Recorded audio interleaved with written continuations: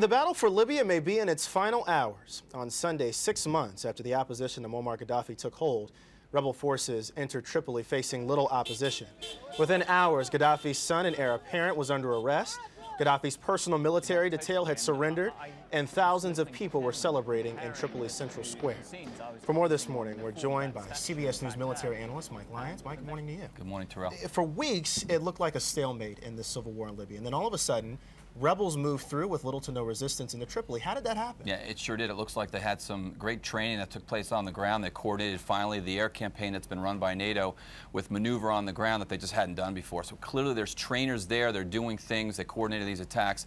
To move in on a brigade of about 2,500 professional soldiers like they did to puncture a hole and get through there showed me that they've had some extensive training. You mentioned NATO. How much did NATO have an involvement in this? Oh, no, clearly they had the air campaign, and that tipped the balance in the favor of the rebels from the very beginning. I mean, anytime the other side came out, poked their head out, there was an airplane ready to shoot them down, whatever the case may be. Now the mission's going to change much more to this urban area. We'll see what NATO's mission is going to be going forward. It's going to be much more difficult for NATO to get involved in an air campaign that's going to be focused in a city. Did NATO violate a mandate? They were there to essentially protect civilians.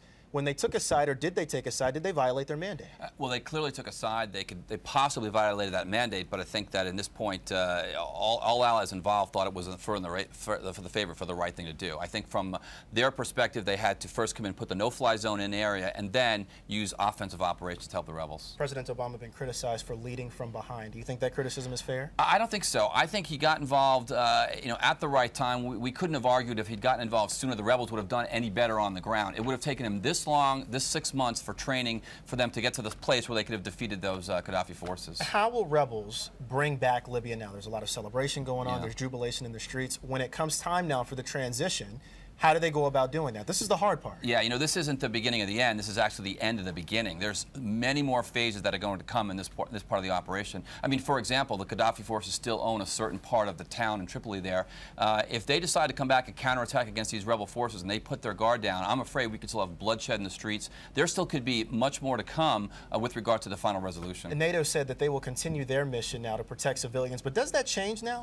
Yeah, it does change somewhat because it's going to be much more difficult to do that in that city, as we talked about before. But then also, we've got to put people there or find out very quickly about all the munitions that have been lost in Libya for the past few years. I mean, if we have unaccounted for weapons from a security perspective, I'm afraid that's going to make that region much more unstable as other countries decide they're going to do the same thing. Do you think American boots will be on the ground in Libya? No, I don't think so. I think that we'll take a much greater backseat than we're taking right now, potentially other European forces, and only if the rebel forces ask, but I don't see us putting American soldiers on the ground in Libya. CBS News military analyst Mike Lyons. Mike, appreciate you joining us this morning. Thank you. Thanks, Drew.